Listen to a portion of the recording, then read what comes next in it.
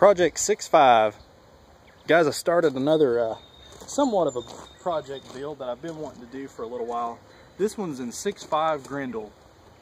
Grendel's one of those calibers that you hear about all the time on forums and stuff, but you never really see.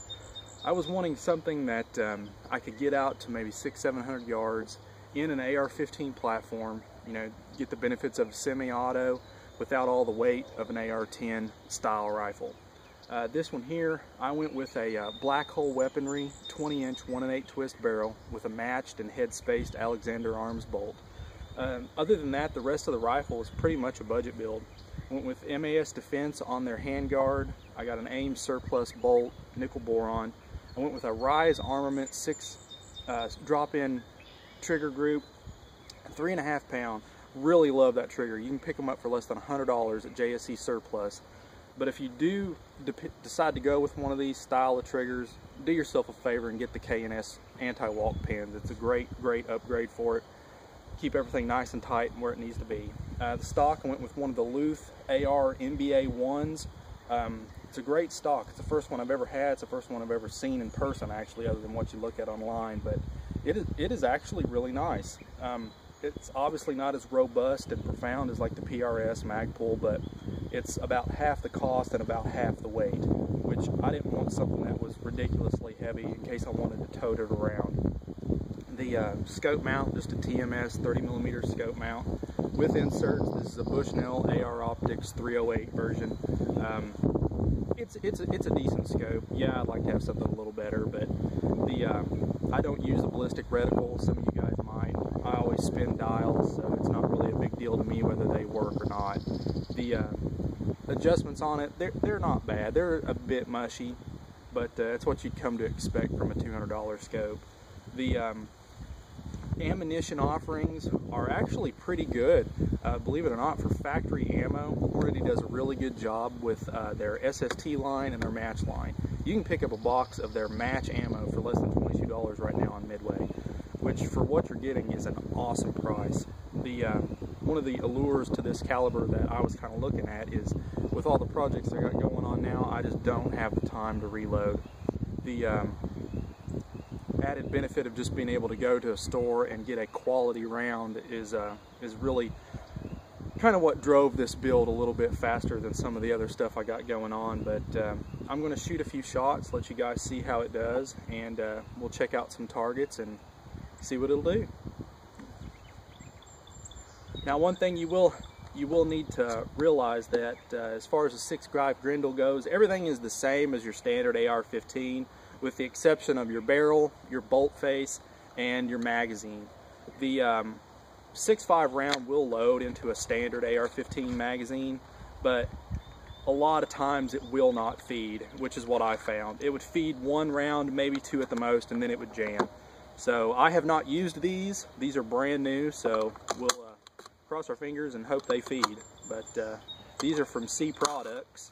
You can get them relatively inexpensive. I think I got a 2-pack of them, and they were like, I think $27, so not too bad.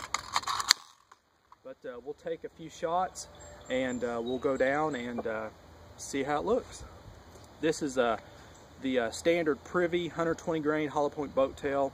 It's a decent round. You can pick this up for under $16 a box, so it makes the caliber very reasonable to shoot as well.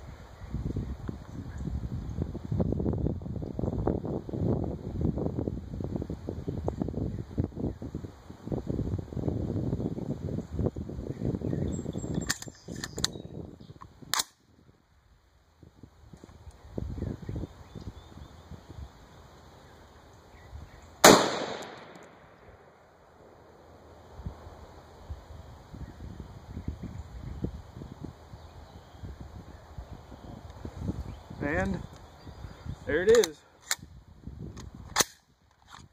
Well, it's not wanting to feed them either. Let's try it again here. Maybe they just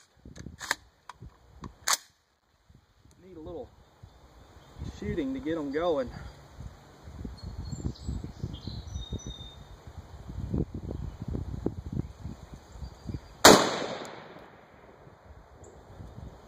All right, not too bad.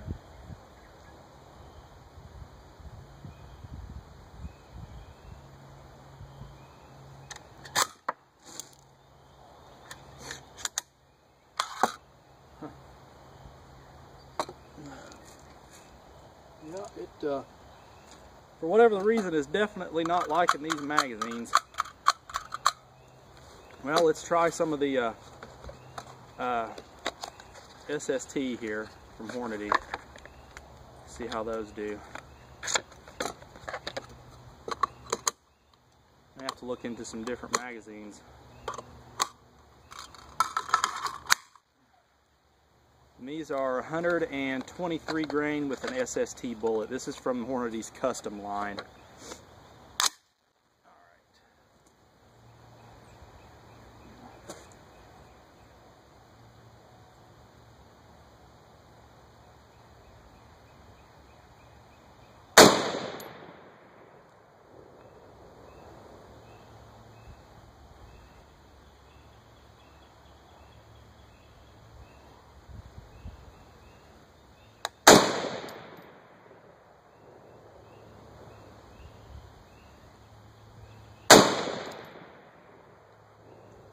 Man, yeah, it definitely does not like these magazines at all.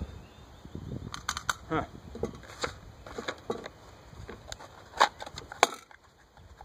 Let's try some of the their match here. And this is also 123 grain, but this is using their AMAX projectile.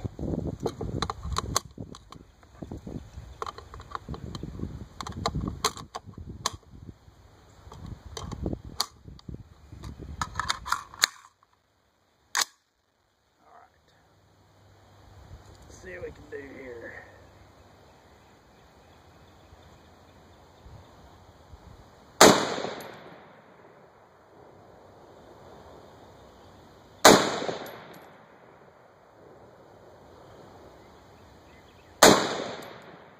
Alright. Yeah, maybe they just need shot and broke in a little bit.